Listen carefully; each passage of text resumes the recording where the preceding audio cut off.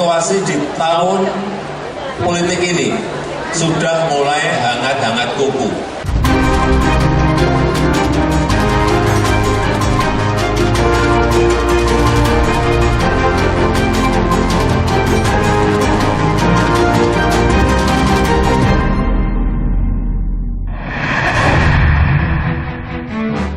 Jelang pemilu 2024, Presiden Jokowi menyebut suhu politik hangat-hangat kuku. Pesan politik dan saling sindir pun kian ramai. Kualitas udara di Jabodetabek kian buruk. Pemerintah terapkan sejumlah langkah mengurangi polusi. Sidang kasus korupsi Menara BTS Kominfo kembali digelar, jaksa hadirkan saksi. Halo saudara, bagaimana kabar Anda? Semoga Anda selalu sehat. Selama 30 menit ke depan, laporan khusus akan kembali hadir, menghadirkan informasi penting dan menarik lainnya. Bersama saya, Gracia Adur. Inilah laporan khusus selengkapnya. Saudara, jelang pemilu 2024, Presiden Joko Widodo menyebut suhu politik hangat-hangat kuku. Pesan politik dan saling sindir kian ramai mewarnai konsolidasi 3 poros bakal capres dan koalisi pendukungnya. Situasi di tahun politik ini sudah mulai hangat-hangat kuku. Agak memanas tapi belum panas. Dan repotnya yang sudah panas itu justru antar kawan sendiri. Suhu politik jelang pemilu hangat-hangat kuku terlontar dari Presiden Joko Widodo. Meski pemilu digelar 14 Februari 2024 mendatang, pesan politik dan saling sindir semakin ramai mewarnai konsolidasi yang dilakukan 3 poros bakal capres dan koalisi pendukungnya. Di Semarang, Jawa Tengah, pidato Ketua Umum PDI Perjuangan Megawati Soekarno Putri yang hadir secara virtual pada apel siaga membakar semangat puluhan ribu kader PDIP yang memadati Stadion Jatidiri Semarang. Megawati meminta kadernya merapatkan barisan memenangkan Ganjar Pranowo di pemilu 2024. Terus bergerak tanpa pernah ragu. Jangan tolah-toleh lagi dan memperjuangkan politik kebenaran untuk rakyat. Maka kita pasti dapat menorehkan kemenangan. Ketua DPP PDI Perjuangan, Puan Maharani bahkan meminta kader PDIP menjaga soliditas partai dari pihak yang sengaja membuat keretakan Megawati dan Jokowi. Kecintaan Ketua Umum Ibu Megawati Soekarno Putri pada kader terbaiknya, yaitu Presiden Jokowi.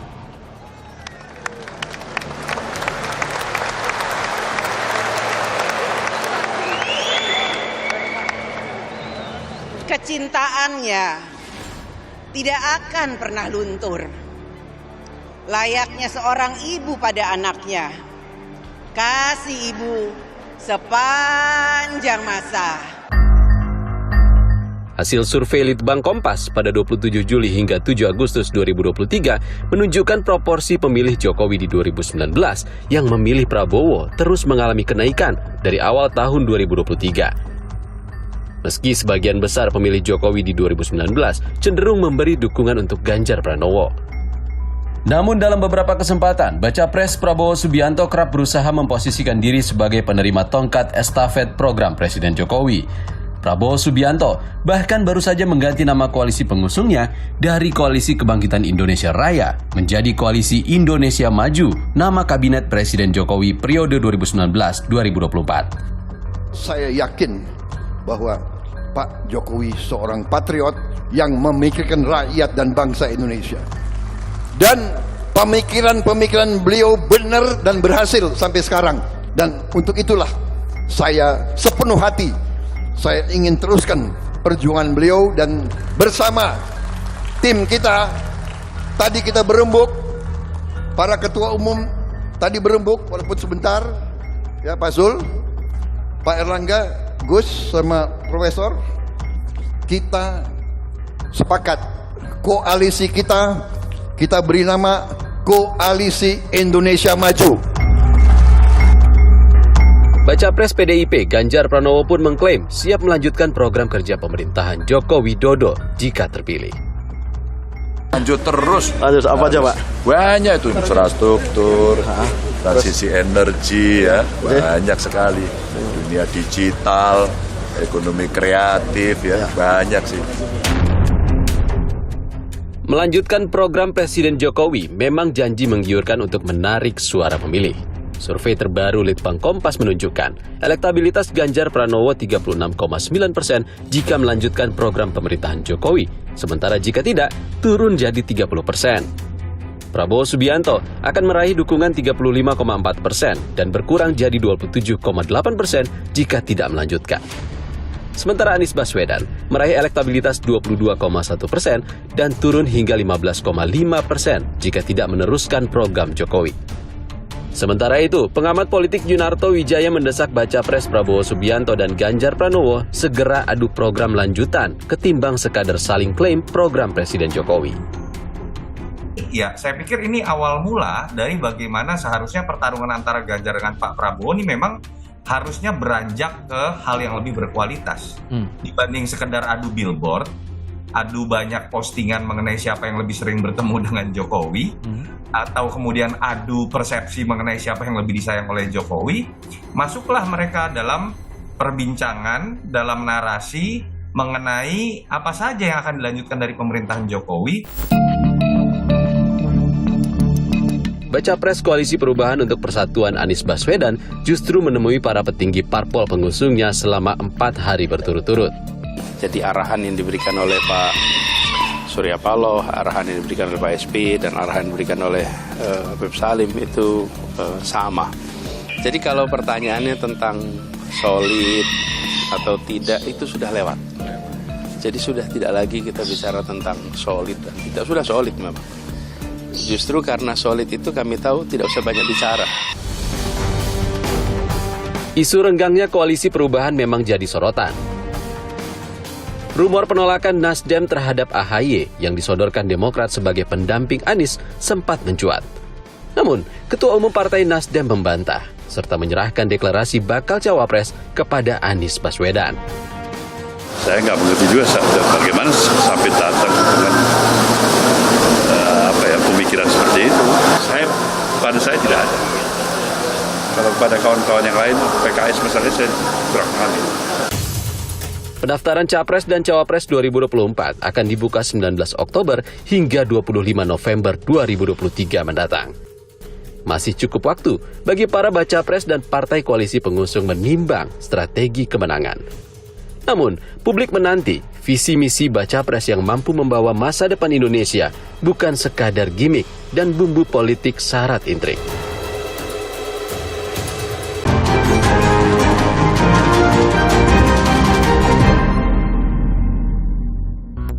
Saudara, polusi udara Jabodetabek belum membaik. Demi mengurangi polusi udara, pemerintah berupaya menerapkan sejumlah langkah. Mulai dari menyemprotkan air di sejumlah ruas jalan protokol, hingga uji coba penerapan sanksi tilang kendaraan yang tak lolos uji emisi. Sementara itu, Kementerian Kesehatan membentuk Komite Penanggulangan Penyakit ISPA, dampak buruknya kualitas udara di Jabodetabek.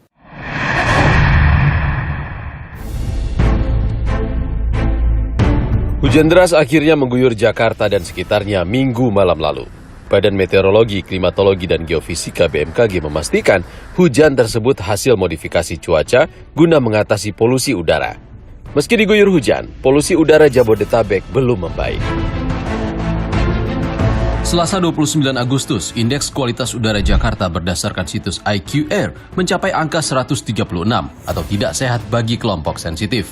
Tingkat polusi udara Jakarta menjadi yang terburuk keempat di dunia setelah India, Bangladesh, dan Uni Emirat Arab.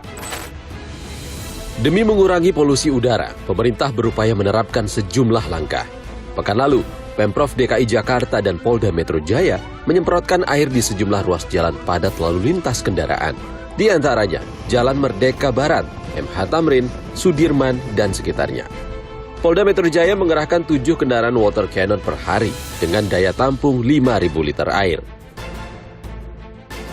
Tentu ini merupakan salah satu upaya ya, setidaknya mengurangi tingkat kepanasan ataupun suhu yang cukup tinggi dan juga bisa menurunkan partikel-partikel yang diakibatkan dari emisi gas buang.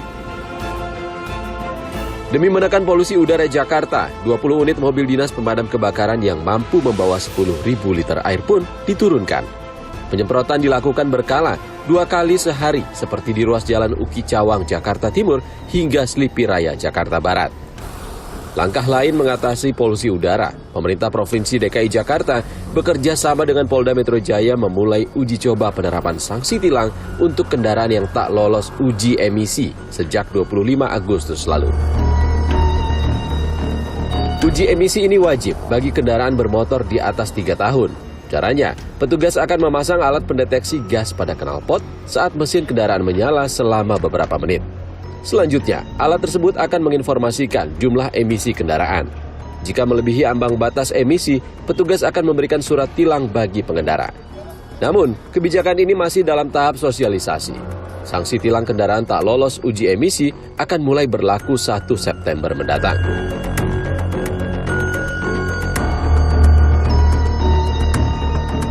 Ini adalah memberikan sosialisasi dan edukasi agar masyarakat yang berkendaraan bermotor sadar untuk melakukan uji emisi secara berkala. Nanti pada awal September kita laksanakan dengan penegakan hukum. Kini, masyarakat harus bersiap menghadapi risiko jika kendaraannya tak lolos uji emisi. Pasalnya, denda sebesar Rp250.000 bagi pengendara motor dan Rp500.000 untuk pengendara mobil menanti jika kendaraan melampaui batas emisi. Di ibu kota, kewajiban uji emisi ini telah tertuang dalam peraturan gubernur sejak tahun 2020 lalu.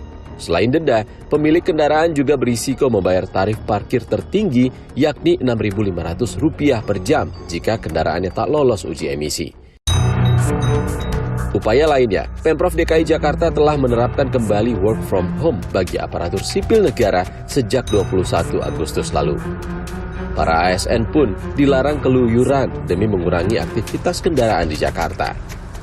Belakangan, Pemprov pun mengimbau kebijakan WFH diterapkan perusahaan swasta pada 5 hingga 7 September mendatang.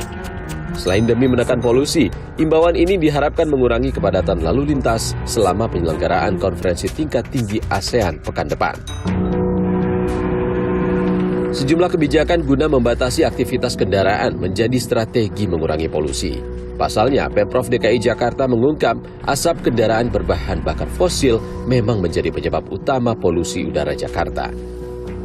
Untuk PM2,5 saja itu mencapai 67,04%. Itu yang disumberkan yang berasal dari transportasi, sehingga memang sektor transportasi inilah buat Pemprov DKI merupakan sektor yang memang menjadi penyumbang terbesar kondisi kualitas udara di Jakarta pada saat ini. Namun tak hanya emisi kendaraan, dalam program Livi On Point Kompas TV, pejabat Gubernur DKI Jakarta Heru Budi Hartono menyebut aktivitas industri menjadi biang kerok polusi di ibu kota dan sekitarnya. Bisa juga industri di Jakarta juga, industri di luar Jakarta banyak penyebabnya. Ibu Menteri Lingkungan Hidup sudah mengeluarkan keputusan bahwa Pemda DKI bersama Kementerian Lingkungan Hidup akan mendatangi, menelusuri tempat-tempat industri-industri yang diperkirakan menambah polusi. Sudah ada poin-poinnya, sudah ada listnya. Sementara itu, Kementerian Lingkungan Hidup dan Kehutanan mengungkap telah menghentikan kegiatan 4 perusahaan yang diduga penyebab polusi udara di wilayah Jabodetabek. Di antaranya, 3 perusahaan penampung batu bara di wilayah Marunda, Jakarta Utara dan Cakung, Jakarta Timur, serta 1 pabrik menggunakan batu bara di Karawang, Jawa Barat. Kementerian LHK pun mengungkap pembangkit listrik bertenaga batu bara juga dapat menyumbang polusi udara di wilayah Jakarta dan sekitarnya. Hal ini terlihat dari sejumlah PLTU batu bara yang tersebar mengelilingi wilayah ibu kota seperti di Provinsi Banten dan Jawa Barat. Dikonfirmasi kembali bahwa angka-angka yang dilihat sebagai sumber pencemaran ataupun penurunan kualitas udara Jabodetabek, yaitu 44% kendaraan, 34% PLTU, dan sisanya adalah lain-lain termasuk dari rumah tangga, pembakaran, dan lain-lain. Akibat polusi udara, kesehatan warga Jakarta dan sekitarnya pun memburuk. Kementerian Kesehatan mencatat, kasus infeksi saluran pernapasan di Jabodetabek meningkat hingga 200.000 kasus dibanding saat pandemi COVID melanda. Kementerian Kesehatan pun membentuk Komite Penanggulangan Penyakit Respirasi dan Dampak Polusi Udara. Tim khusus ini akan merespons peningkatan kasus ISPA akibat memburuknya kualitas udara di Jabodetabek. Kemenkes pun mengimbau penggunaan masker di luar ruangan. Periode Januari sampai bulan ini bahkan rata-rata di atas 100.000, bahkan di bulan Agustus ini sudah mendekati di atas 200.000 kasus. Kalau kita lihat tadi pilihan maskernya minimal masker bedak, nah, kalau tidak ada masker lain, tapi kalau mau masker kain yang diselipin filter 2,5 ketika lagi polusi itu yang paling disarankan. Sejumlah kebijakan demi mengurangi polusi terus digencarkan. Mampukah strategi ini mengatasi polusi udara Jakarta? Dan akankah Jakarta bebas polusi?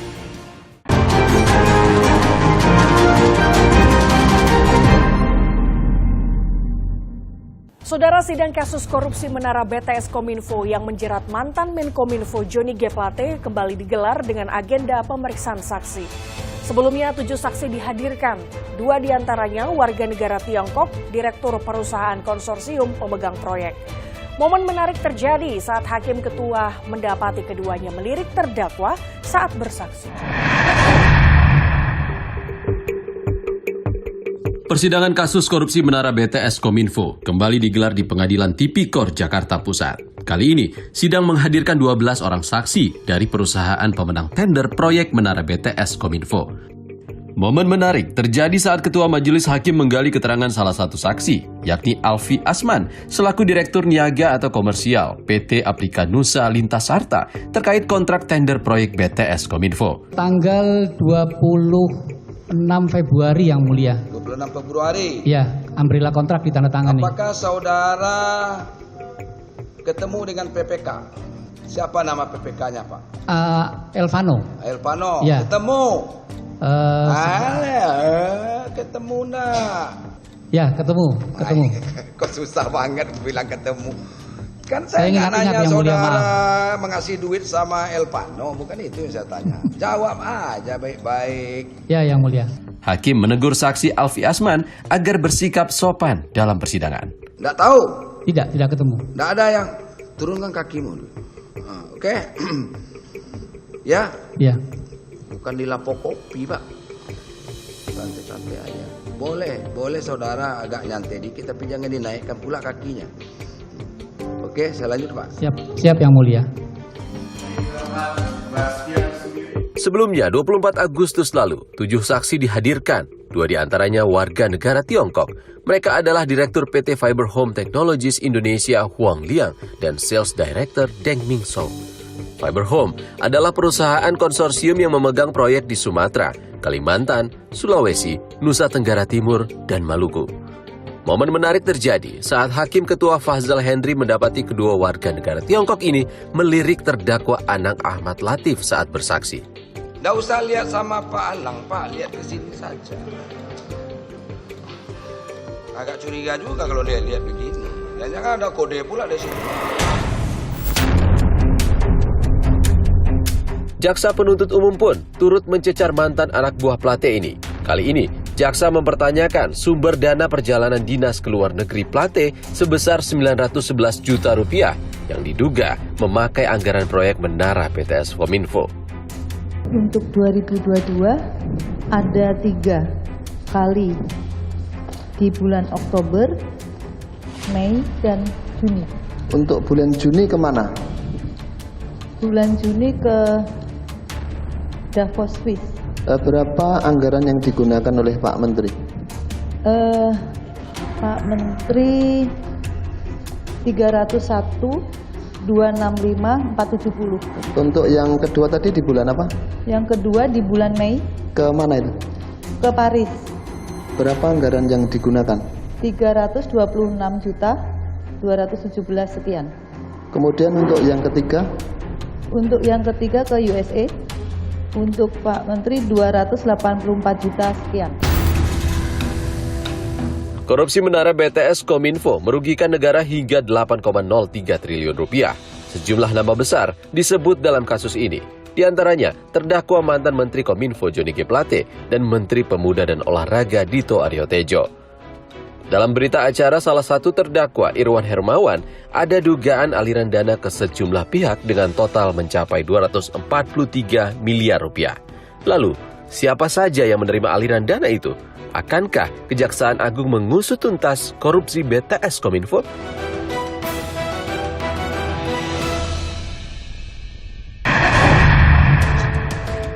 Informasi tadi sekaligus menutup perjumpaan kita. Tetap pantau terus informasi pemilu 2024 hanya di Kompas TV, independen terpercaya. Saya Gracia Adur, pamit undur diri, sampai jumpa.